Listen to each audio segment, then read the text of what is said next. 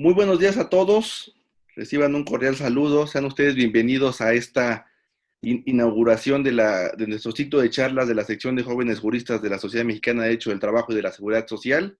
Es nuestra primera actividad. Estamos muy contentos y agradecidos con nuestro presidente, el licenciado Tomás Natividad Sánchez, quien ha impulsado estas actividades y que siempre ha buscado una sección juvenil dinámica, abierta, que esté muy participativa, y me parece que con esto lo vamos a iniciar, y creo que vas a hacer temas muy relevantes. A partir de este momento vamos a comenzar de manera periódica algunas charlas que iremos informando a través de las redes sociales, y bueno, pues nos sentimos muy contentos, por supuesto, invitarlos a que sigan participando, invitarlos a que nos sigan en nuestras redes sociales y que podamos tener algunos intercambios, principalmente en temas que están en boga, ¿no? Como el tema que nos convoca el día de hoy, que es el tratado, el TEMEC, y los aspectos laborales.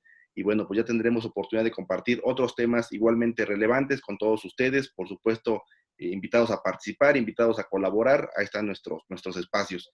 Y bueno, para no extenderme mucho más y solamente saludarlos, quiero agradecer muy especialmente a nuestro querido amigo, el doctor Juan Pablo Muñolo, el coordinador mundial de la sección de jóvenes juristas de la Sociedad Internacional de Derecho del Trabajo y de la Seguridad Social, quien se tomó el espacio para acompañarnos el día de hoy en esta inauguración, y a quien le cedo, por supuesto, el micrófono en este momento. Bienvenido, Juan Pablo, muchas gracias por acompañarnos, y por supuesto esperamos contar contigo en alguna otra ocasión.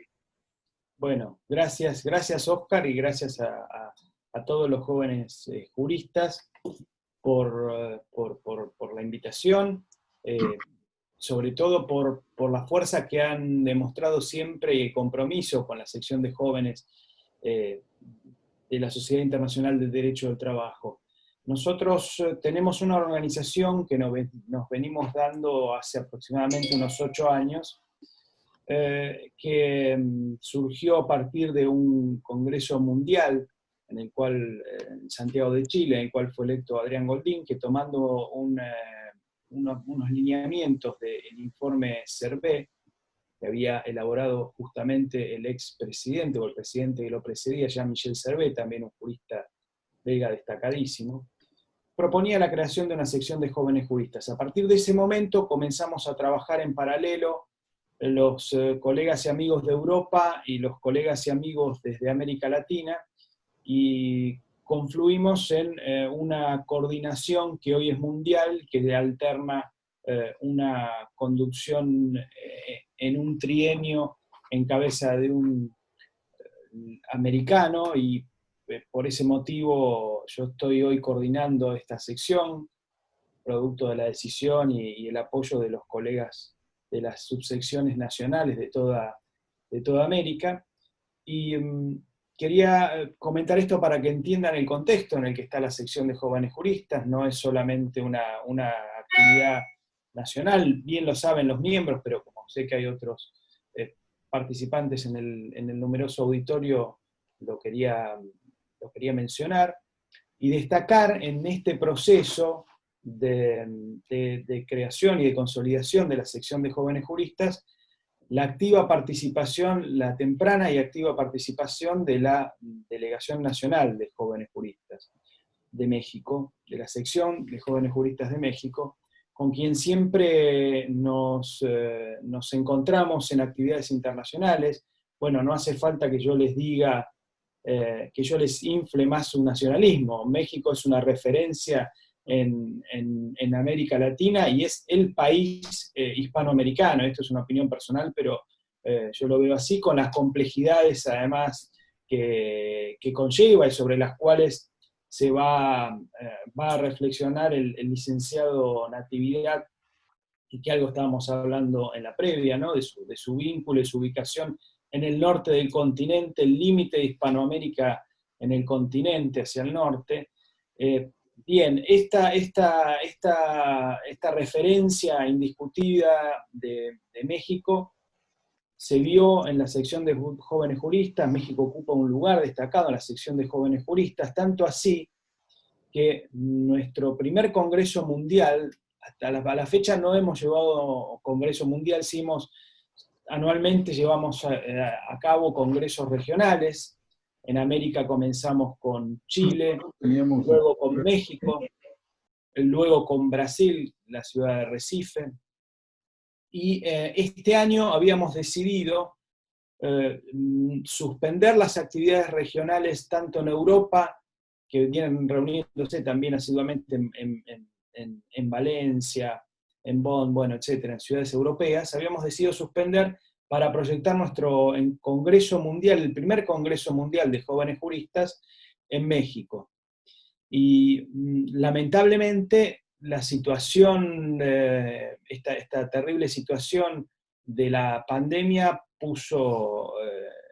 imposibilitó el desarrollo de nuestro Congreso, no solo del nuestro, sino de muchas actividades de la sección internacional de Derecho del Trabajo, como bien sabe el licenciado Natividad, que es miembro activo y muy, muy determinante en el espacio internacional de la sección, pero de la sociedad, perdón. Pero lo que quería destacar, y con esto devolverle la palabra a Óscar, es que en este proceso de proyección de un Congreso Mundial que lamentablemente no se pudo dar, hubo yo diría, un exagerado compromiso, muy generoso compromiso de la sociedad mexicana de derecho del trabajo, y ya no me refiero solo a los jóvenes juristas, sino a la sociedad mexicana de derecho del trabajo, porque en el apoyo de un emprendimiento que, para ser absolutamente honesto, porque los sábados cerca de los domingos que uno va a misa hay que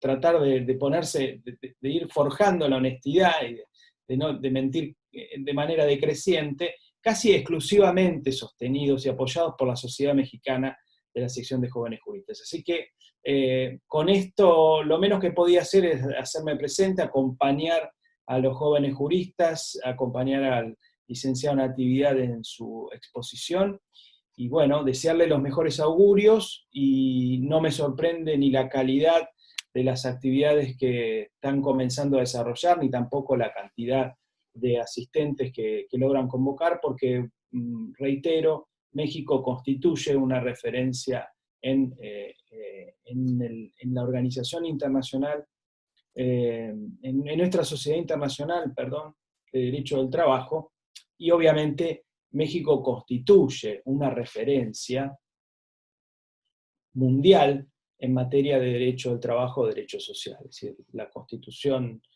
mexicana ha sido el puntapié inicial de un proceso de humanización en el mundo que no puede negarse, y le otorga a México esa centralidad a la cual me refiero.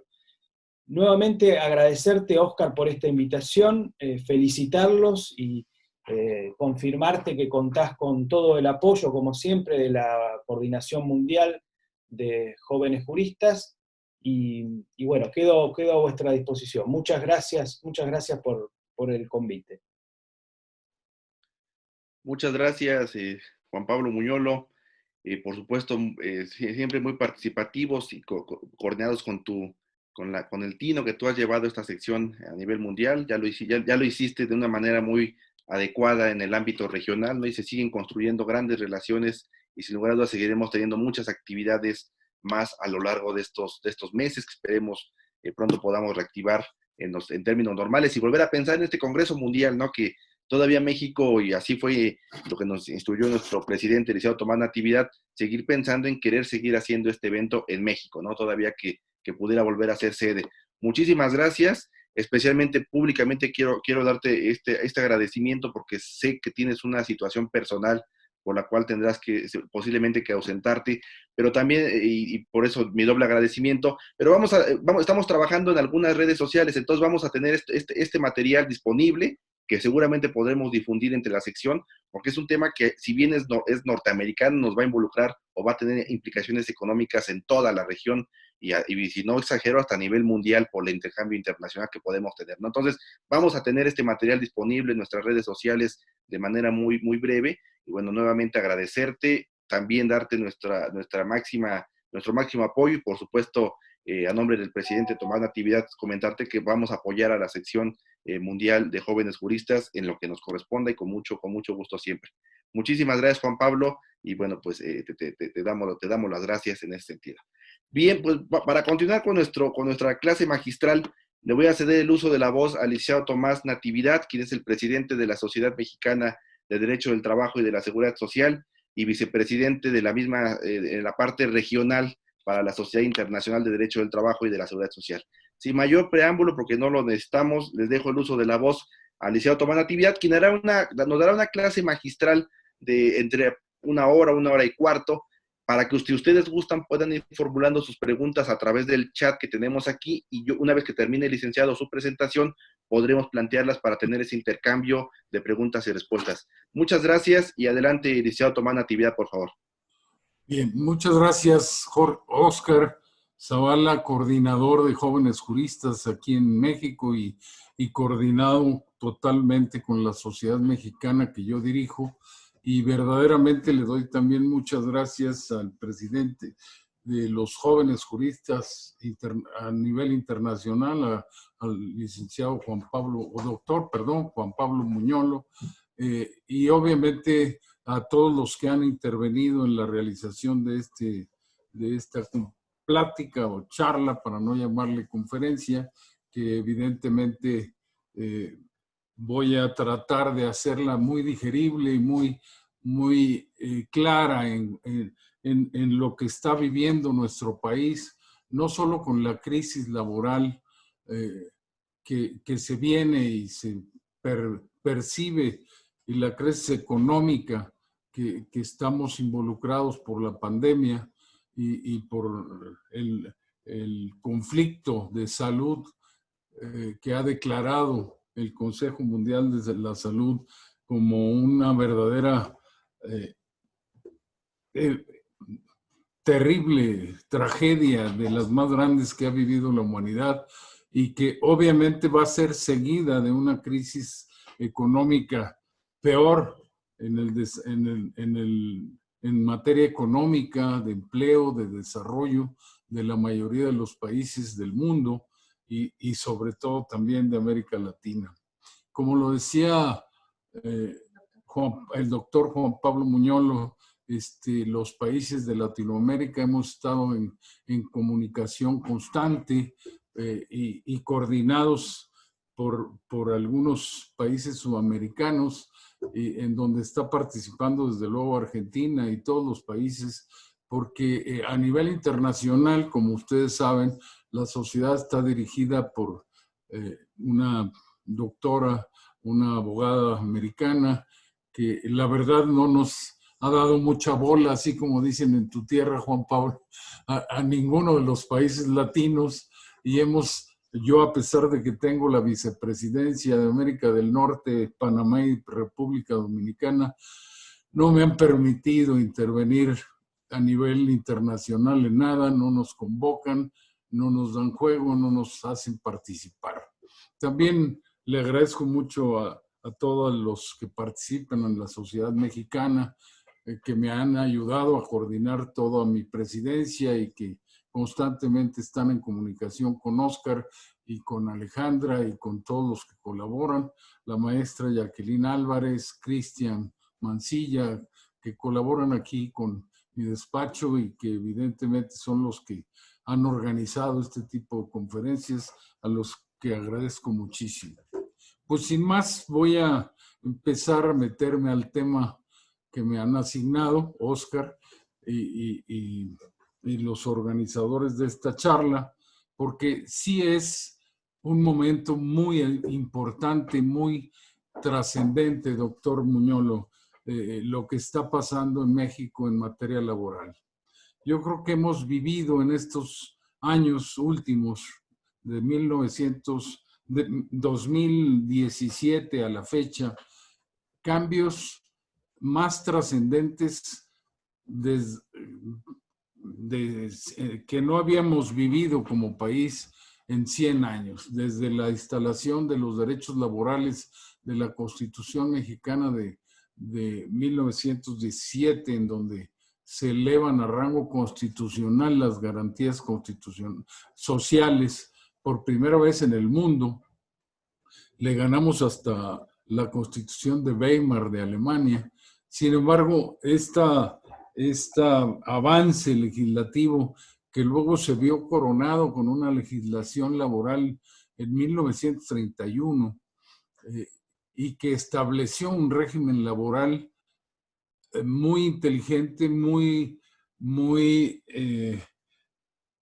políticamente controlado, que le permitió al país un desarrollo económico que es el que hemos alcanzado en México y que nos tiene situados entre las primeras 15 economías del mundo, aunque hay quien dice que deberíamos de ser la octava o la sexta economía. Sin embargo, este acuerdo político laboral que se hizo en 1929 empieza y se concreta en 31 con la primera ley federal del trabajo, y que estableció reglas de los derechos sociales laborales más importantes, como la huelga, la sindicación y la contratación colectiva, obviamente manejadas y administradas por el gobierno federal para evitar conflictos y para evitar enfrentamientos que acabaran con el empleo.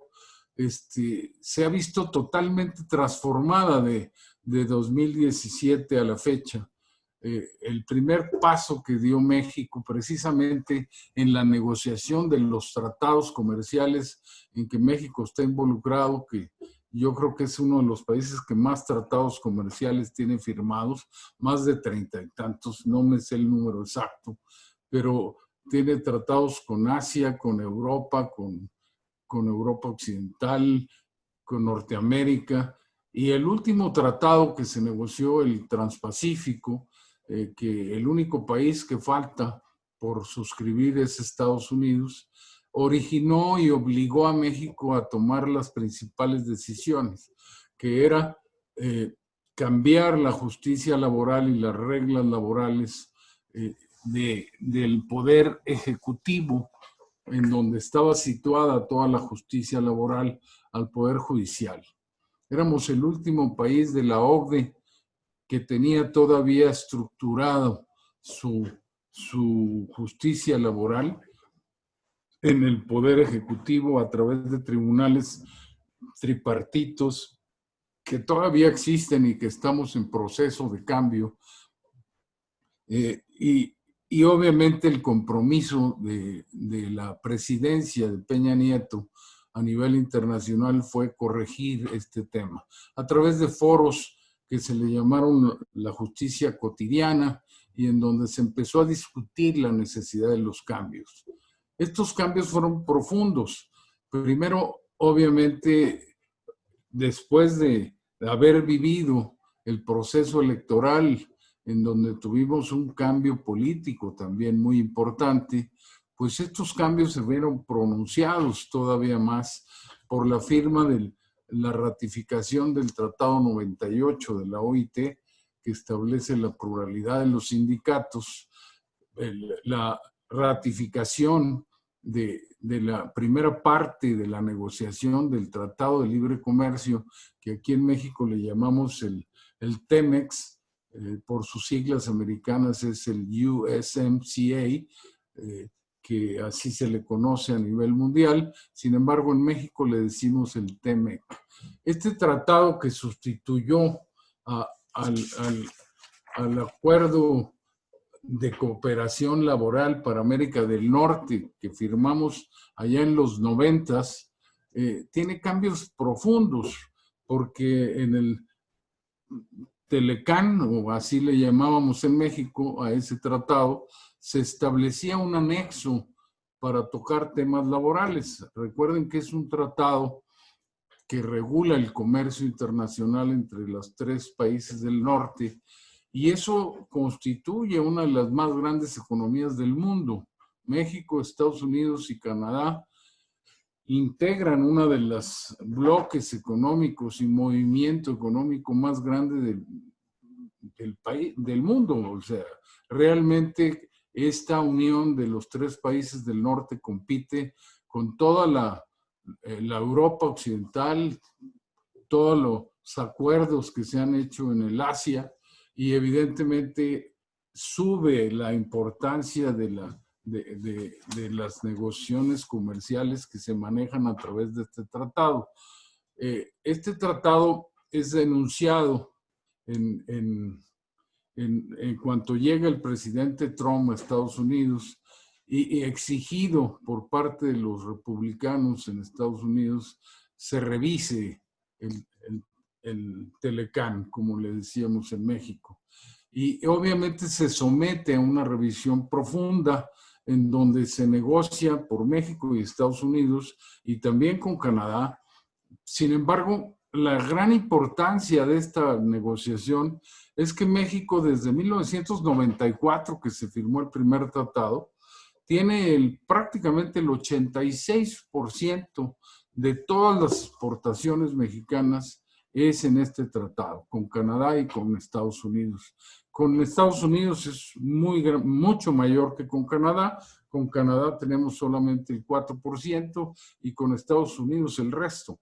Evidentemente nos hemos convertido en parte de la cadena productiva del país, que es todavía el líder del imperio en el mundo y que está siendo un poquito cuestionado por la economía china y por las economías europeas, y evidentemente vamos a tener que entender la trascendencia de los cambios. Hicimos aquí la licenciada Álvarez y el licenciado Cristian Mancilla me pidieron hacer alguna presentación que ahí está puesta en la pantalla ahorita, porque esto se complica todavía más. El tratado que empieza a negociar México desde la etapa del licenciado Peña Nieto y que se compromete Peña Nieto a cambiar las reglas laborales del país, tiene 3 vertientes de cambio importantes.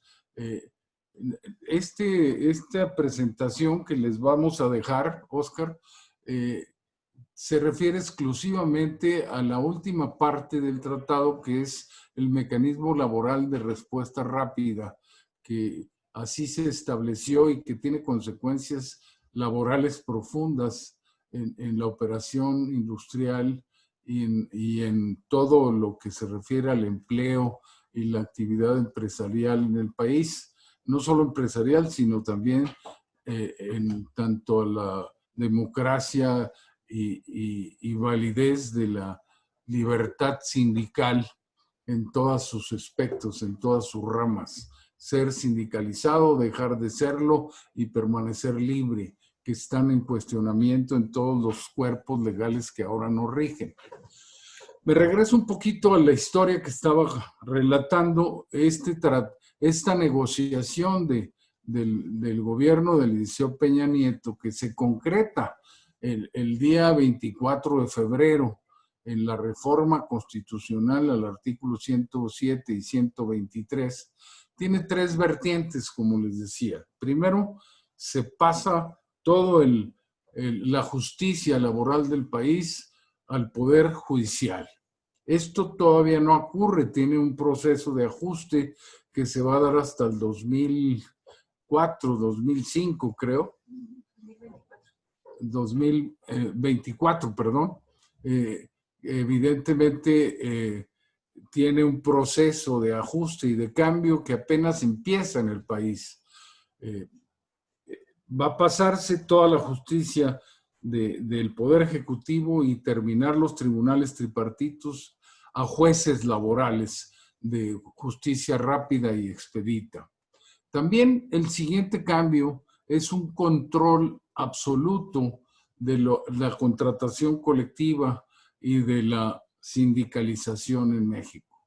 Se crea en sustitución de todos los mecanismos anteriores que estaban informados de política, el Centro de Conciliación Federal y Registro Laboral, un organismo que aún no tiene cabeza, pero ya hay una plantilla, un planteamiento de la presidencia para una terna que va a elegir el Senado. En ese proceso estamos y probablemente la semana que entra habrá candidato ganador o en las próximas 2 semanas, lo que falta de julio y los principios de agosto, para que se determine quién va a dirigir este instituto, que se va a encargar de todos los registros laborales colectivos, contratos colectivos, validación de sindicatos, de la contratación colectiva existente, y va a constituir una instancia de conciliación obligatoria que rompe y cambia con todo el proceso laboral antiguo en el país. O sea, vamos a entrar en un proceso nuevo totalmente, con una obligación de agotar la instancia conciliatoria una vez que este instituto se ponga a funcionar, y que va a funcionar en todo el país a través de representaciones del mismo en cada estado, y que va a arrancar en los próximos años. En este año se supone que hay 10 estados que ya están en proceso de que en el mes de octubre van a poder iniciar el cambio hacia estos centros de conciliación. Insisto, es un proceso de conciliación obligatoria. No es obligatoria la conciliación, sino agotar el proceso de la conciliación para después acudir a los tribunales laborales y ahí solventar las controversias que no puedan ser conciliadas a través de este nuevo mecanismo que no existía y que estamos inventando en el país.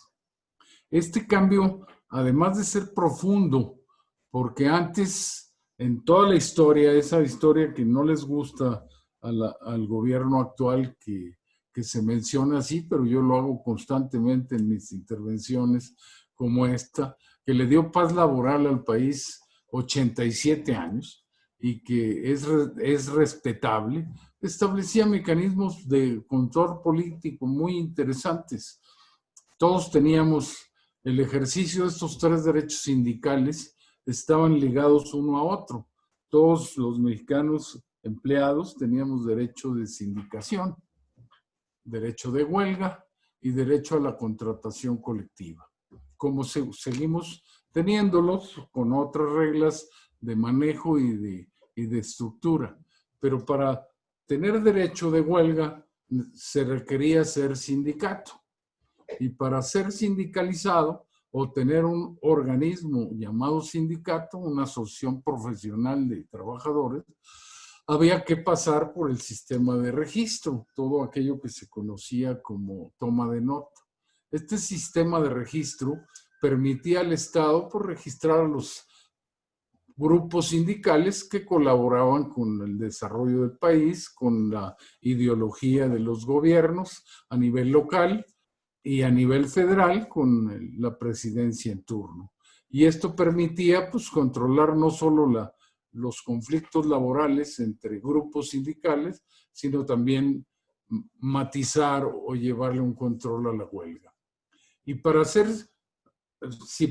tener derecho a huelga habría que ser sindicato, pues también había reglas muy inteligentes de que determinaban que solamente los sindicatos, que son personas morales permanentes, podían ejercer el derecho de huelga para lograr la contratación colectiva, que es una contratación que pone en equilibrio los factores de la producción en las empresas. Entonces, yo necesitaba ser sindicato para poder tener derecho a huelga y para tener derecho a la contratación colectiva. Y esto hacía una regla de control político que fue 87 años eficiente. Todo esto ya terminó. O sea, el acuerdo de 98, el convenio 98 de la OIT, que ya está ratificado y en vigor en México, que permite la pluralidad de los sindicatos en las empresas, ya está vigente.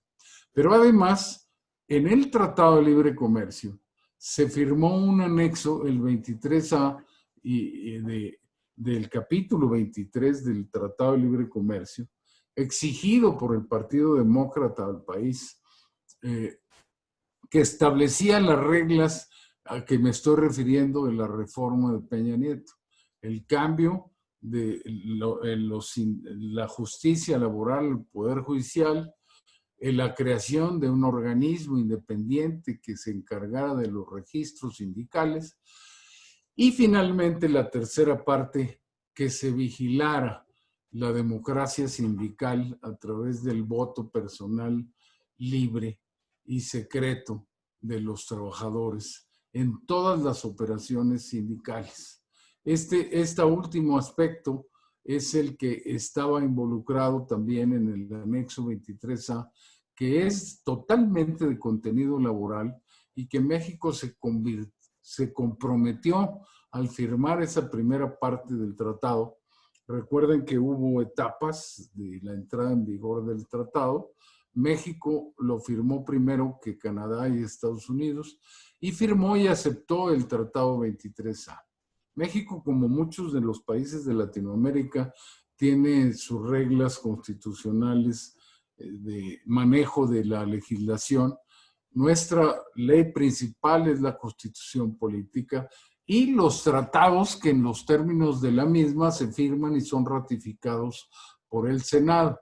Esto es la ley suprema del país. Entonces, la Constitución y sus cambios, a los que ya relaté, se vieron anexados con el anexo 23A, que es parte del TEMEC o del USMCA, que ahora es el último tratado que estamos platicando y al que me voy a referir en un momento a través del mecanismo laboral de respuesta rápida que finalmente terminó por firmarse y que tiene la creación de 2 nuevos anexos al tratado, que es el 31A, que es la relación de México y Estados Unidos, y el 31B, que es la relación de México con Canadá. Se negoció primero con los Estados Unidos y después Canadá hizo un apartado para ellos mismos y se le llamó 31B. En esencia son iguales y establecen esto que le hemos llamado el MLRR, que es el mecanismo laboral de respuesta rápida, y que ahorita voy a relatarles, y a los que se refieren las tablas, Oscar, que les estamos dejando en la presentación, y que tiene gran importancia porque todo está relacionado tristemente con lo laboral. Es increíble que México haya aceptado todas estas cosas. O sea, a mí como experto en esto y habiendo manejado más de 30 y tantos años las representaciones empresariales de Coparmex y del Consejo Coordinador Empresarial, pues obviamente me tocó participar en todas estas negociaciones y luchamos realmente para que no fueran tan parciales, porque realmente México cedió gran parte de su capacidad de negociación laboral ante estos mecanismos que ya van a empezar a operar y que ya están en vigor porque el TEMEC ya está ratificado por Estados Unidos y confirmado por Canadá. Estos mecanismos que, como les comentaba, primero se anexan en un acuerdo que es el 23A, un anexo en donde tiene todos estos cambios legislativos importantes que Peña Nieto compromete, que es el cambio de la justicia laboral al Poder Judicial, que es la creación de un organismo que va a controlar a los sindicatos en el país en forma autónoma y ya muy desordenada, porque ya todo ese control que teníamos de las capacidades o ámbitos de operación de los sindicatos ya desapareció con la reforma a la Ley Federal del Trabajo del 1 de mayo del 2019. Ahora se establecen reglas distintas. Teníamos en vigencia 5 tipos de sindicatos en México y eran muy definidos y le daban mucha estabilidad a la industria y mucha estabilidad a la operación de los sindicatos por rama industrial. Eran sindicatos de empresa, trabajadores de una misma empresa nada más. Eran sindicatos de industria con capacidad local en alguna entidad federativa o en varias, pero con capacidad local. nacionales de industria, que incluían a trabajadores de toda una rama industrial a nivel país, que son normalmente las materias consideradas federales, de gremio, como los pilotos aviadores o las sobrecargos, o los músicos o los artistas, que son sindicatos que aglutinan a una sola profesión, como son estos sindicatos que existen en estas ramas de la actividad humana, del trabajo. Y había también sindicatos de oficios varios, pero que debieron desaparecer porque estuvieron diseñados allá en 1931 para municipios donde no hubiera más de 20 trabajadores de una misma profesión u oficio. Eso pues quedó en el pasado desde hace mucho. Sin embargo, a partir de la reforma del 1 de mayo del año pasado, que es cuando se aprueban los cambios a la legislación laboral actual, se establece que todos estos tipos de sindicato que les acabo de relatar serán solo enunciativos, que los trabajadores podrán dedicarse a cualquier actividad a que les dé la gana y en donde les dé la gana. Y eso lo estamos ya empezando a vivir. Vamos a tener que aprender a manejar la democracia sindical. Esa democracia que está en el papel y en los derechos constitucionales y del tratado, ahora tiene reglas específicas, como es la validación de los contratos colectivos, la certificación de su validez, el reconocimiento a través del voto personal libre y secreto, y que le adicionó la reforma a la ley una condición mayor en la reforma que no establece la Constitución y el tratado de voto directo. O sea, no puede ser un voto delegado a través de delegados. Nomás imaginen ustedes un sindicato como el del Seguro Social, que tiene 340,000 afiliados, que va a poder hacer una asamblea en donde hay un voto directo y secreto al mismo tiempo. Esto prácticamente es imposible. Hay sindicatos nacionales que tienen 600 secciones sindicales y que votaban a través de delegados, como lo establecen sus estatutos. Ahora están viéndose en la necesidad de cambiar esos estatutos, de cambiar sus formas de elección de los dirigentes sindicales. Está convenida la obligación en la ley, está ordenada de que los sindicatos deben de revisar sus estatutos. Hay quien lo ha hecho, hay quien no lo ha hecho. Y en toda esta reforma laboral que se implementó en la ley del trabajo ya vigente en México, se establecen prohibiciones muy claras de que el empresario no puede participar en la vida de los sindicatos, que no puede participar en la elección de los dirigentes, que no puede ayudar a los sindicatos en forma directa a que cumplan sus objetivos, que no se puede meter absolutamente en nada de la libertad sindical, que les insisto, tiene 3 vertientes y la última no la pudimos lograr reglamentar.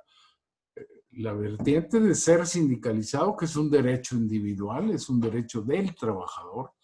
La vertiente de dejar de ser sindicalizado, que ya incluso se concretó en la reforma de la ley laboral, en donde el trabajador puede decirle a su patrón: a mí no me descuentes cuotas, patrón, yo no estoy de acuerdo en que se me descuenten cuotas del sindicato. Obviamente esto tiene muy enojado el sindicalismo tradicional. Sin embargo, como ya se cancelaron las cláusulas de exclusión por separación y por expulsión, por renuncia a los sindicatos que existieron hasta la reforma del 2012, perdón,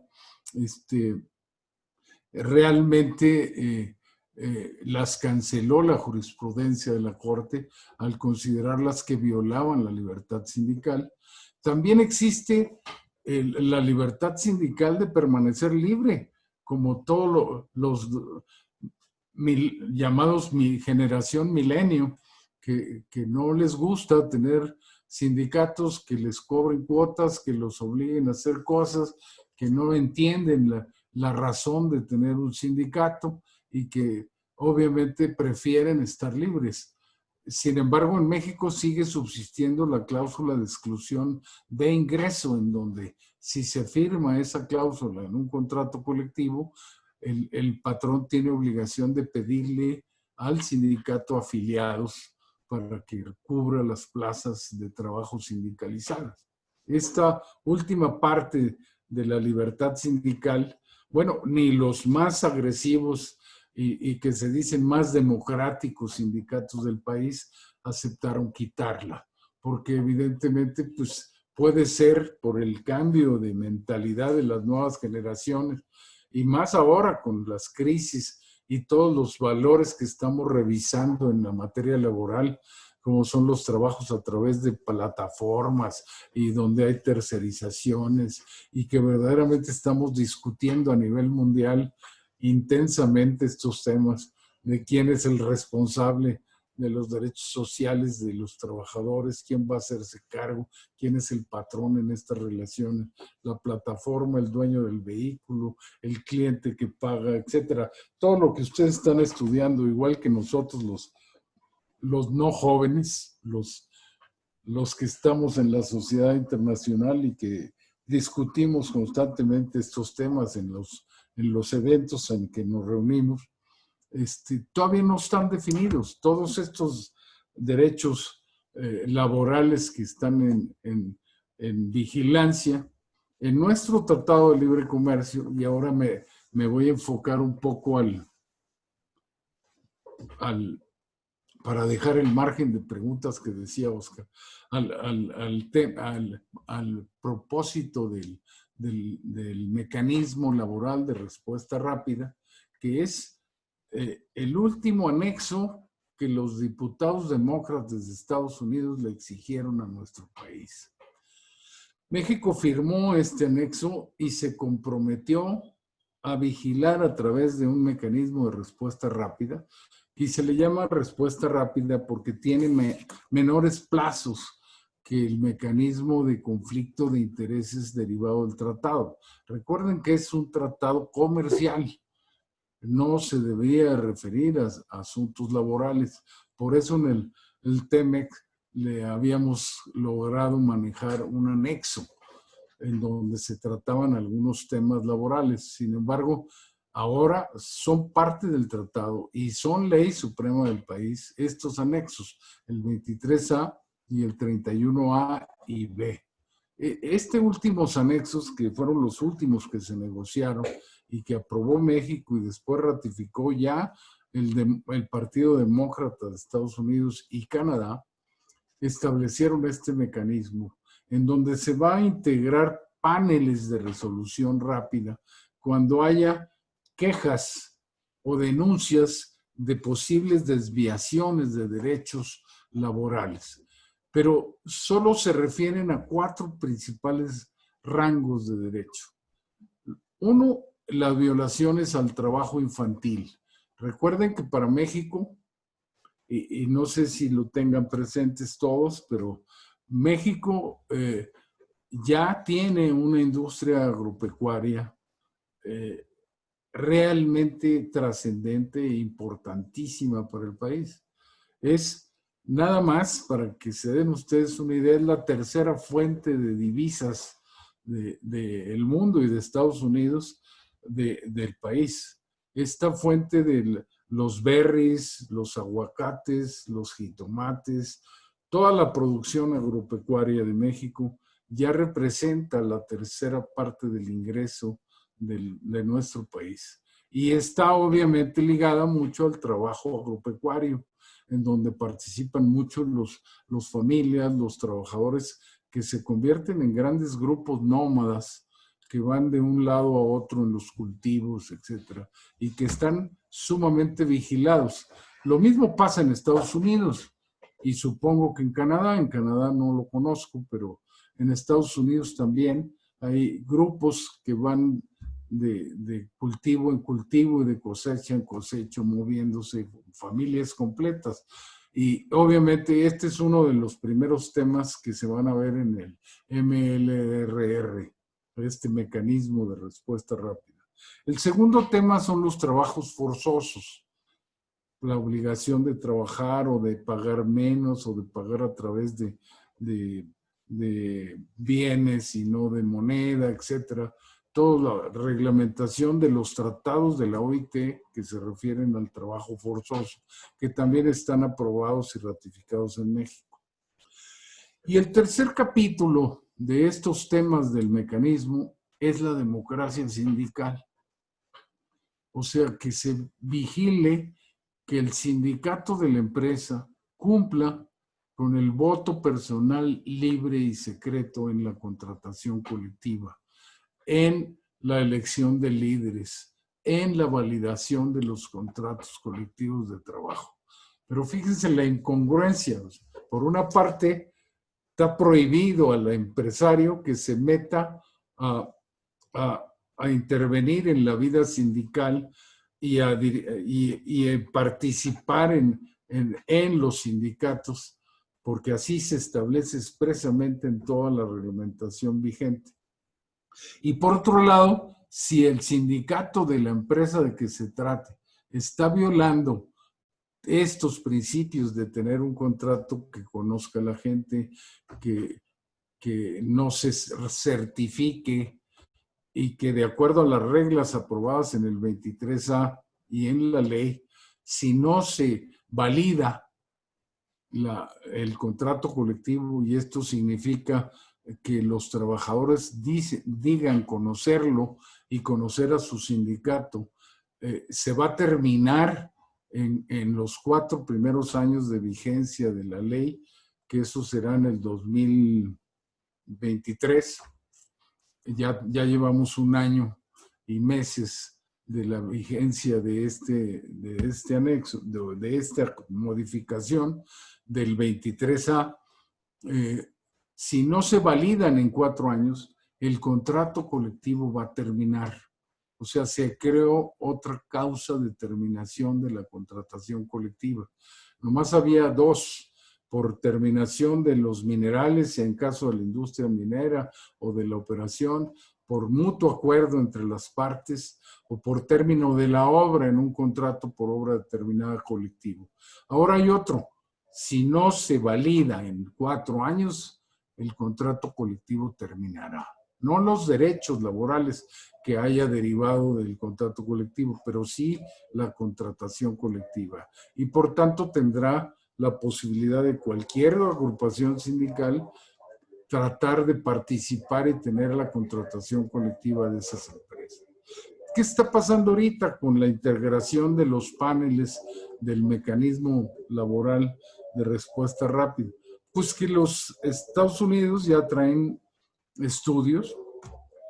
No puedo porque he firmado documentos de confidencialidad, pertenezco al grupo por el sector empresarial de la vigilancia de todo esto, en donde estamos tratando de ayudar a nuestro país a que las empresas se autorregulen, se autoevalúen y hagan evaluaciones del cumplimiento de la libertad sindical de nuestros sindicatos, que ellos deben hacer solos porque yo como empresa no me puedo meter. Entonces, si yo me autoevalúo, puedo tener posibilidades de parar un panel que puede cancelar mi operación y mi actividad comercial. O sea, es terriblemente drástica la fórmula. No se necesita que sea repetitiva la violación a los derechos laborales. No se necesita que afecte el comercio. Un absurdo en un tratado comercial. Sin embargo, basta que haya una denuncia y se empiece a investigar. Se le llama mecanismo de respuesta rápida porque, por contrario, las respuestas tradicionales en el tratado pues iban de hasta 2 años o 3 años y normalmente no se resolvían fácilmente. Ahora se va a integrar en 80 días se va a iniciar la integración de los paneles, en donde por la primera violación denunciada, se empieza a hacer la investigación y en 80 días se decide si vale la pena o es procedente integrar el panel. El panel debe durar 60 días deliberando y resolver. Y se pueden derivar de esta resolución represalias como cancelación o multas, cancelación de las ventajas de aranceles derivadas del tratado e incluso embargo de la operación de la empresa. Puede afectar a una empresa completa o solo a unos centros productivos. Puede afectar a toda una industria o solo a parte de la misma. O sea, sí es complejo y de veras muy preocupante para nuestro país, porque es evidente que los sindicatos demócratas de Estados Unidos están enojados porque, según ellos, cada planta que se cierra en Estados Unidos se abre en México. Y esto no es exacto, no es cierto. Sí, obviamente nuestra cadena productiva de apoyo a la industria importante y la más importante de Estados Unidos, como es la electrónica, la nuclear, la técnica, la automotriz, la energética, la de aviones, todo está apoyado por las cadenas productivas mexicanas. Y esto obviamente se pretende que si en México no se abren o se pueden parar, se abrirían en Estados Unidos. Y esto no es cierto, se van a ir a otro país a donde puedan lograr mejor trato o mejores acuerdos. Por ello estamos enfrentando un cambio trascendente en el país, que o nos ponemos las pilas como mexicanos o vamos a tener grandes problemas laborales que, adicionados a los que vamos a vivir por la pandemia que estamos viviendo, en donde vamos a tener más del 9%, por lo menos, no quisiera yo ni pensar en mayores cifras, de decrecimiento, no solo de decrecimiento de nuestra economía. Si necesitamos como país crear 1 millón de empleos formales al año, y esto implica crecer al 3-4%, pues nomás imagínense ustedes de crecer tres veces lo que nos crea 1 millón de empleos, pues vamos a andar en pérdidas millonarias de empleos formales y no se diga informales. Recuerden que las economías de Latinoamérica y de muchas partes del mundo, la economía informal rebasa el 60%. La formalidad, los que pagan su retiro, sus prestaciones sociales, su vivienda, sus derechos laborales básicos y están cotizando a los sistemas, son solo menos del 30% de la población empleada. Esto es terrible porque las generaciones que trabajan en la informalidad, que a veces llegan a ser de cada 3, 2 en la informalidad, no están haciendo estos ahorros. ¿Quién va a mantener a esas generaciones de mexicanos y de personal, de personas, mujeres y hombres que no están trabajando para este tipo de cosas? Va a ser de veras un drama. Imagínense a niveles de millones de pérdida de empleo formal e informal.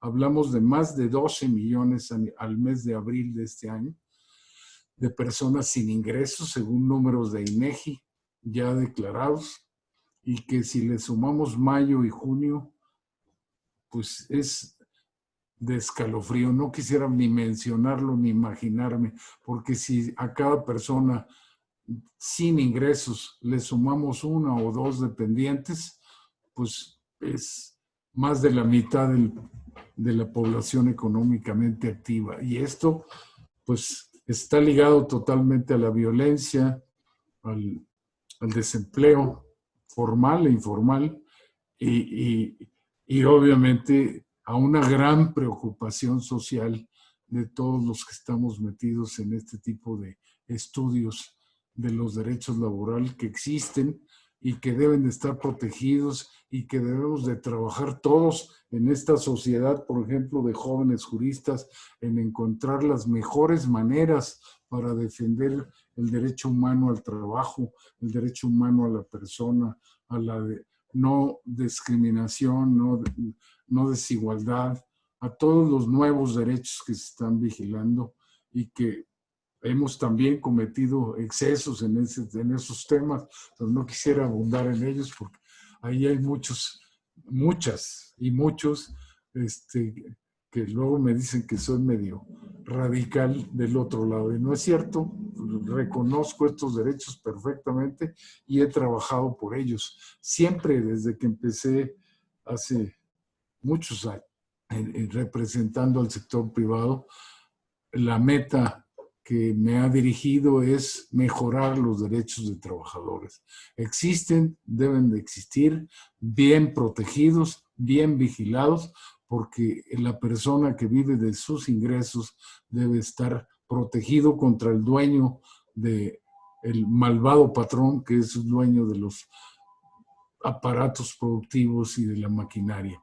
Lo que no es cierto, vamos juntos y realmente uno no funciona sin otro. Trabajadores sin patrones no existen, ni patrones sin trabajadores. Evidentemente hay que encontrar a través del diálogo, qué es lo que estamos haciendo y recomendando, la autoevaluación, no solo en materia social, sino en materia laboral, para que México pueda sobrevivir y no solo ser la 13ª economía mundial, sino llegar al lugar que nos toca, que es verdaderamente importante. Hemos logrado niveles de productividad en la planta automotriz de México, de autopartes, de productividades mayores que en los países de orígenes de las marcas. O sea, nuestro trabajo como mexicanos es valorado a nivel mundial en forma realmente muy importante. Entonces, esto hay que reconocerlo ahora, sobre todo que el esfuerzo que deja la pandemia implica una solidaridad entre todos los mexicanos y entre todas las personas empleadas y las no empleadas, las dependientes, las llamadas vulnerables, que no me quisiera meter a esos temas, pero seguramente alguien va a preguntar sobre ello, que están sufriendo sin ingresos desde hace muchos, pero igual muchos patrones que están cerrando porque tienen 4 o 5 meses ya sin tener ningún tipo de ingreso y pues los ahorros se acaban. Y como decía un socio mío y amigo mío, don Jorge de Fresno Larrañaga, nadie está obligado a lo imposible. Vamos a hacer todo lo posible por mantener los derechos y respetar los derechos en lo mejor que se pueda, pero hasta ahí. Lo imposible, pues nadie puede. Yo hasta aquí la dejaría, Oscar, y me quedo a tus órdenes. Muchas gracias, licenciado Tomás Natividad. Sin lugar a dudas nos da un contexto muy general. Hay varias preguntas y por supuesto, aprovechando todavía la presencia de nuestro coordinador mundial, el doctor Juan Pablo Muñolo, públicamente hacerle un agradecimiento por todo el apoyo que le ha dado a la sección de jóvenes juristas de la Sociedad Mexicana de Derecho del Trabajo y de la Seguridad Social, que bueno, es parte importante, como bien lo señalaba usted, en esta relación entre la sociedad mexicana y su sección de jóvenes, ¿no? Que me parece que hay una muy buena vinculación que se ve reflejada en bastantes actividades, todas muy interesantes. Muchas gracias, licenciado Natividad. Vamos a pasar rápidamente a las preguntas. Ahí tenemos varias preguntas, estoy tratando de separarlas por temas, ¿no? Entonces, la primera que se la quisiera plantear en lo que agrupo las otras es, ¿cuál es la importancia de los mecanismos alternativos de solución de controversias derivado del TEMEC? ¿No? Entonces, esa pregunta nos llegó vía redes sociales. Sería la primera pregunta que hacemos para que vayamos agrupando las otras. Tenemos algunos temas sindicales, entonces esta es la única que tenemos en el tema de mecanismos alternativos de solución de controversias. ¿Cuál es la importancia de estos más? Principalmente en el tema de la conciliación. Adelante, licenciado, por favor. Este mecanismo, como les comentaba en mi relato general, perdón que no profundicé más, pero si no, pues me como todo el tiempo que me permitiste intervenir. Es tan importante que, por ejemplo, hay algunos, les digo, tengo un problema de relato en estos temas. Estamos estudiando y trabajando con el gobierno mexicano, que realmente es la parte del tratado. Estamos apoyando técnicamente lo que puede ser un mecanismo que afecte a la industria, pero una empresa exportadora, por dar un caso, que se vea denunciada por Estados Unidos, de que está violando los derechos de asociación sindical en México, vigentes en México, porque no ha validado su contrato colectivo, porque firmó un contrato de no aplicación o de protección, como se les llamó, y los trabajadores no lo conocen y no eligieron ese sindicato, puede ser denunciada por estar violando estos derechos y su operación comercial ser cancelada, sancionada, multada o incluso embargada, como se llama internacionalmente. O sea, entonces, ¿qué hacer ante un contrato de este tipo? Pues las empresas tienen que someterse a estudiar si activan el sindicato que firmaron y que normalmente se firmaban no para violar derechos de trabajadores, eso es una falsedad. Se firmaban porque la rudeza de las reglas que desarrollamos los mexicanos permitía a los sindicatos emplazar a huelga por firma de contrato en donde no había contrato y se estallara un movimiento de huelga. La huelga mexicana es uno de los derechos más violentos que se reglamentan en las legislaciones latinoamericanas, porque la huelga en México se estalla y luego se averigua. O sea, primero te cierran las actividades y después se averigua si hay forma de que hubo un emplazamiento, que se habló con la gente, hubo afiliaciones, se cumplieron los términos, el aviso de prehuelga, si hay objeto legal, porque en la empresa no hay equilibrio, no hay condiciones entre patrón y empleador y trabajadores, y además si hay apoyo de la mayoría de los trabajadores, pero todo esto se analiza después de cerrada la empresa. Esto hacía y originaba, por el puro mecanismo legal, que los empresarios firmaran un documento de contrato colectivo y que obviamente pueden señalarse como que viola derechos de sindicalización de los trabajadores, que ellos son los que deben decidir si están o no sindicalizados. Y esto es válido. Sin embargo, se hacía para no estar siendo extorsionados, porque la dureza de la huelga originó una cantidad enorme de grupos sindicales que emplazaban a huelga a las empresas y cerraban las empresas para obtener lucros indebidos y ganancias indebidas de extorsión, porque en lo que tú logras calificar la huelga como inexistente, que es la primera evaluación de la huelga, pues te puedes tardar 1 mes, 2 meses cerrado, y si tienes buenos abogados y buenas relaciones, a lo mejor lo logras, pero a lo mejor te puedes pasar 6 meses cerrado, y pues la empresa, poquitas empresas aguantan 6 meses cerrados. Hay huelgas muy largas como las mineras, porque el mineral pues ahí está, y pueden durar años las huelgas, y ahí las huelgas huelguistas, las guardias huelguistas cuidando las entradas y los minerales, pero las huelgas en los servicios, en la producción, pues en el primer mes, segundo mes, ya la empresa no existe. Lo que está pasando ahorita con el paro económico de la pandemia. O sea, ya hay empresas que realmente están cerrando sus puertas porque se les acabaron los ahorros, ya no hay forma de pagar, y están cerrando sus actividades como empresarios. Y va a haber cientos de miles de empresas en esta.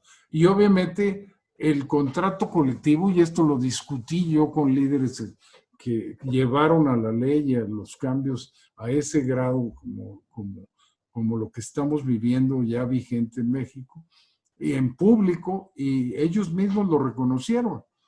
Había que buscar sanciones para el sindicato que llevara a cabo acciones en contra de una empresa si no representaba realmente a los trabajadores. Y habría que haber creado mecanismos de responsabilidad por el ejercicio indebido de los derechos colectivos sin representación de los trabajadores, pero no terminar completamente con este tipo de acuerdos. Tristemente, las industrias en ciertas ramas económicas desde que llegaban a invertir al país y nos consultaban como asesores empresariales. Les decíamos, ni modo, en esa zona donde vas a trabajar no puedes trabajar sin sindicato. Hay que escoger un sindicato para que sí represente a los trabajadores y que te deje trabajar y no llegues a ser luego extorsionado por otros grupos que viven de eso. ¿Hubo excesos? Sí, muchos.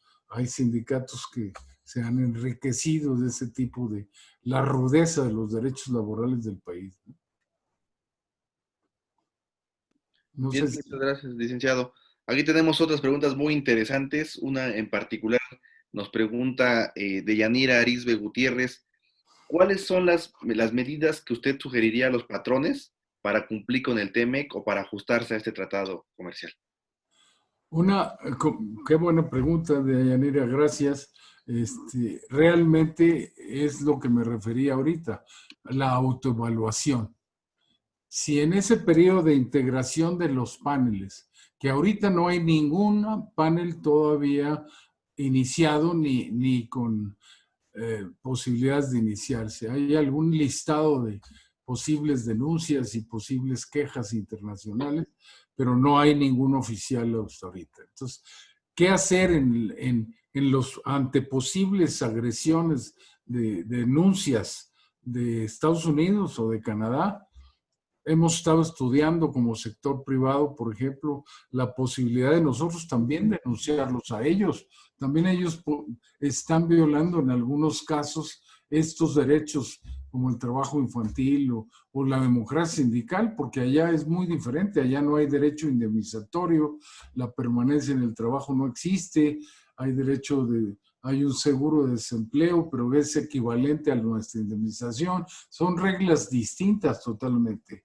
No tienen la cantidad de tipos de gremios sindicales que hay en el país y los derechos de huelga para nada son parecidos a los nuestros.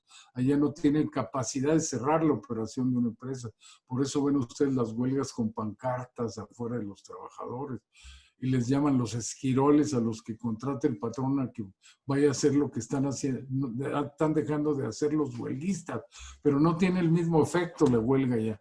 En cambio en México sí. Entonces, ¿qué hacer? Autoevaluarse. ¿Cómo autoevaluarse? Pues es fácil. Hay reglas, las está publicando la Secretaría del Trabajo. Creo que han hecho un gran trabajo en la Secretaría en este tipo de mecanismos. También acercarse a asesores profesionales como nosotros, a que los guiemos a cómo evaluarse y para estar listos ante cualquier posibilidad de queja de que los trabajadores, validar los contratos, por ejemplo. Yo era reacio a someterme a esa validación o legitimación, porque por cómo voy a legitimar algo que ya era válido. Sin embargo, así está en el anexo 23A. Hay que legitimar los contratos y ya está en la ley. Entonces, era reacio porque hay algunos sindicatos que no quieren legitimarse. Pero evidentemente, si no lo legitimas, el contrato se termina, quedas expuesto a la agresión de muchos grupos sindicales que ahorita están operando en el país en contra de los tradicionales y podemos entrar en el país en una guerra sindical que vivimos allá en los 80s y que no debe dejarse pasar. Entonces, ¿qué hacer? Autoevaluarse. Meterle mucha atención al trato humano y a las relaciones humanas o trabajo digno, como le llaman algunas empresas, atender las necesidades de los trabajadores. Realmente, después de escuchar muchos países en crisis, las únicas empresas que subsisten sin problemas son aquellas en donde hay una buena relación entre patrón y trabajadores. Esas ni siquiera en Venezuela, nuestro país hermano, se han cerrado. Son las únicas que subsisten. A mí me tocó estar con reuniones con empresarios venezolanos que nos decían, olvídense del ejército y de los sindicatos y nada. Ustedes atiendan a sus trabajadores si quieren subsistir la planta productiva del país. Es lo único que subsiste en Venezuela. Todas las demás ya cerraron o se las quedó el gobierno. Entonces, evidentemente que pues validar el trabajo humano, validar, tener mecanismos de solución rápida en las plantas y hacerse una autoevaluación. Nosotros estamos trabajando ya en cuestionarios de autoevaluación. En cuanto llegaran los integrantes de los paneles, va a ser un panel de 3, por ejemplo, en cada denuncia, uno de Estados Unidos, del país quejoso, otro del país denunciado, y un tercero que puede ser latinoamericano, europeo, de cualquier lado. Estos 3 son los que pueden ir a hacer inspecciones o interrogar a las empresas, pero ante una autoevaluación de que la gente conoce el contrato, sabe de él, no está, el sindicato, no me meto con él, pero está cumpliendo con los derechos básicos, etcétera. Permite a que la empresa esté vacunada contra una posible sanción que sí puede ser muy grave. Muchas gracias, licenciado. Aquí hay una pregunta interesante, bueno, varias preguntas que van en ese mismo sentido. Ya usted ya ha señalado algo en las diferentes respuestas que ha usted dado, pero tal vez podríamos englobarla en una pregunta que me parece muy, muy, muy buena. ¿Cuáles son los retos internos y externos de los sindicatos con la entrada en vigor del TEMEC? A nivel sindical, ¿cuáles son los retos internos y externos para estos sindicatos? Pues mira, es muy interesante tu pregunta, Oscar, porque el sindicalismo tradicional está teniendo varias posturas distintas. Traemos, yo no quisiera personalizarlos porque estoy hablando de lo que está pasando realmente en el mundo laboral sindical ya en México.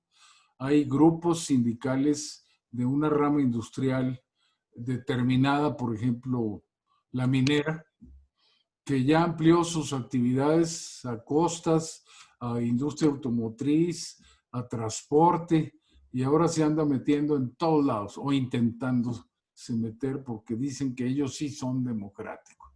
Y hay otros sindicatos integrados por personajes políticos del país que andan reclutando líderes de todas las centrales tradicionales y andan obviamente generando problemas en todo el país. Ustedes vieron los movimientos de allá de Matamoros del 2032 que se derivaron de la violación de contratos de unas cláusulas de indexación que no se podían cumplir y que han cerrado empleos formales en Matamoros de una forma gravísima. Y que gracias a la acción del sindicato local se ha detenido esto porque tiene un sindicalismo muy activo y que sí atiende a la gente. Es un sindicalismo caro, pero que el dinero que recibe pues lo invierte en recreativos y atiende a la gente. Es una cultura de muchos años, Y hay áreas del sindicalismo tradicional que están renovándose. El sindicalismo, por ejemplo, que se maneja por allá en Coahuila por un personaje muy importante ahorita en el sindicalismo, que le llama sindicalismo responsable, en donde atiende las quejas de los trabajadores, está estudiando la posibilidad de crear universidades de obreros, tiene ya instaladas plantas de enseñanza técnica, maquinaria, recupera maquinaria de empresas y las hace en escuelas. Y obviamente son sindicalismos nuevos. El sindicato que no atienda sus bases y que no atienda este tipo de valores, pues va a desaparecer, sin duda va a desaparecer, porque no va a poder validar sus contratos, no va a poder validar, y sus contratos colectivos se van a morir. Los sindicatos que vivían del sindicalismo de protección, del firmar contratos en papel, pues en 3 años más, si no se validan esos contratos, se van a morir. Había empresas, y perdón que me amplíen la respuesta, pero había empresas internacionales que prohibían a las empresas en México que firmaran este tipo de contratos, porque al no conocerlos los trabajadores, pues estaba actuando en forma indebida. Entonces, estas empresas, con la debida asesoría y profesional asesoría, lo que hicieron fue poner a disposición de los trabajadores desde el principio Aquí existe un contrato colectivo de trabajo que firmé con tal sindicato para que no nos estuvieran extorsionando cada año o cada temporada a sacarnos dineros que son dineros que afectan las utilidades y la operación de la empresa. Entonces yo firmé, aquí hay, si quieres, trabajador, acercarte a él o a otro, ahí está, dispón de él y ahí está a tu disposición en las máquinas de personal, etcétera. Y se abrían a ese nivel en los contratos llamados de protección para que la gente supiera de su existencia. Estas son empresas que tienen la política del non-union, como le llaman en Estados Unidos, de no sindicato, por trato directo, dirección empleado. No requieren sindicatos, no les gusta en su política, porque el trabajador tiene vías para resolver sus problemas directamente con la empresa. Muy bien, muchas gracias, licenciado. Y una última pregunta que también nos parece interesante y con esto terminaríamos la sesión. ¿Qué se puede hacer si después de agotar el MLRR, el panel decide sancionar a la empresa, industria no, o que no, y la industria no está de acuerdo con esta resolución? ¿Qué se puede hacer? ¿Se puede recurrir? ¿Hay alguna instancia contenciosa? ¿Qué se puede hacer, licenciado? Sí, va a haber mecanismos de... El tratado, como todos los tratados comerciales, tiene mecanismos de solución de controversias. Y precisamente, el mecanismo rápido de solución de controversias, es todo un tribunal rápido a través de un panel que es el que resuelve. Si la empresa es afectada, pues tendrá que acudir a los paneles que establece el propio tratado, pero que duran varios años de resolución porque se integra por técnicos, periciales. Es como un tribunal porque interviene el Poder Judicial de cada país. O sea, es todo un mecanismo mucho más complejo y de más tiempo. O sea, por eso hay que tratar de que no llegue una sanción de este panel de expertos, que va a ser difícil que sancione una empresa si la empresa previamente hace la autoevaluación que le estoy sugiriendo, porque si la gente conoce el contrato, si la empresa demuestra que no se está metiendo ya ni apoyando al sindicato económicamente, que los trabajadores eligieron a sus representantes en forma democrática, pues no le pueden exigir más. Recuerden que son solo 3 temas: democracia sindical, voto libre y secreto de trabajadores. Trabajo infantil, pues aquí sí, si se está violando las disposiciones del trabajo infantil y los tratados internacionales, hay que ver cómo se soluciona ese tipo de problemas y se demuestra que no se está violando. Y también el trabajo forzoso, que está perfectamente definido por la OIT. Muy bien. Muchas gracias, licenciado. Pues sin lugar a dudas hemos tenido una sesión muy rica. Me parece que es una buena forma de comenzar este ciclo de charlas jurídicas de la sección de jóvenes juristas de la Sociedad Mexicana de Derecho del Trabajo y de la Seguridad Social. Varios temas sobre el tintero, muchas dudas. Más bien esta es una invitación a seguir todavía revisando, analizando, estudiando el tema de los aspectos laborales del TEMEC. Por supuesto, así lo haremos y seguiremos haciendo más actividades relacionadas con estos temas. Nuevamente agradecer a todos los asistentes, agradecer al licenciado Tomás Natividad Sánchez por su disposición, por el apoyo que le ha dado a la sección de jóvenes desde su presidencia en la Sociedad Mexicana del Trabajo y de la Seguridad Social. Agradecer también a la secretaria técnica y miembro de la sección de jóvenes, la maestra Yagelina Álvarez Velázquez. Y por supuesto, antes de despedirnos, yo quisiera pedirle al licenciado Tomás Natividad que nos diera un último mensaje, licenciado, respecto a estas actividades. ¿Qué es lo que viene? ¿Qué es lo que esperamos? Y por supuesto, ¿qué es más lo que podemos hacer? Muchas gracias y nuevamente le cedo el uso de la voz para este cierre, licenciado Tomás Natividad. Gracias, Oscar, nuevamente. Gracias al presidente internacional y gracias por permitirme dar estas últimas palabras, porque son, creo, muy importantes. Yo creo que esta sociedad y las sociedades que participen en la internacional de todos los países del derecho del trabajo y la seguridad social nacieron para eso, para estudiar el derecho laboral y para aplicarnos en el manejo de estos derechos y en la realidad y eficacia de estos derechos. Yo creo y soy un convencido de que las empresas que se aplican en estos temas y atienden a sus trabajadores no tienen problemas laborales. No es cierto que México, por ejemplo, se venda ya como un país de salarios bajos. Esto dejó de ser hace mucho tiempo y más ahora que se está corrigiendo el salario mínimo en la forma en que se está corrigiendo. En las últimas épocas, voy a robarles 2 minutos más, hemos corregido el salario en el país grandemente y por eso ha permitido que los aumentos del norte, por ejemplo, el salario mínimo del norte, que se duplicó el mínimo general, fue unificado en primer término en todo el país, había varios tipos de salarios en el país, se unificó a uno, creamos el MIR, el Monto Independiente de Recuperación, para ir subiendo solo el piso de salarios, y creamos la UMA, la Unidad de Medida y Actualización. En México, cada vez que subían los salarios más bajos, se piramidaban cuotas, aportaciones, impuestos, multas, y esto no permitía crecer el piso del salario. Esto ya acabó.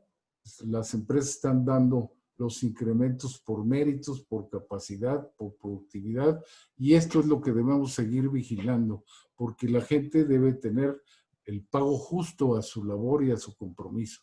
Y vigilar estos valores, ¿no?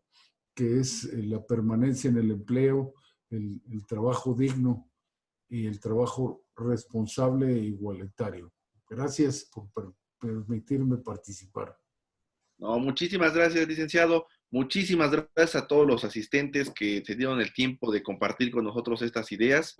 Muchos temas, insisto, que quedan pendientes. Tendremos más actividades, por supuesto, y los invitamos a que sigan participando, a que se registren, a que el material que muy amablemente nos compartió, le hicieron actividad de la presentación, la vamos a subir si no tiene inconveniente a las redes sociales para que la tengamos disponible. Me parece que es un muy buen material de apoyo que podemos compartir y por supuesto continuar trabajando con estos temas. Registren su asistencia, por favor, recuerden poner su nombre para que en algún momento que requieran alguna constancia de estas horas de capacitación la podamos emitir y por supuesto darles la más cordial bienvenida y dar por inauguradas este ciclo de charlas jurídicas de la Sociedad Mexicana, de la Sociedad Mexicana de Hechos del Trabajo a través de su sección de jóvenes juristas. Entonces, un saludo cordial a todos, que tengan muy buen fin de semana y nuevamente gracias a los asistentes, gracias a Liceo Tomás Natividad. Hasta luego y nos vemos próximamente. Muchas gracias. Gracias a ustedes.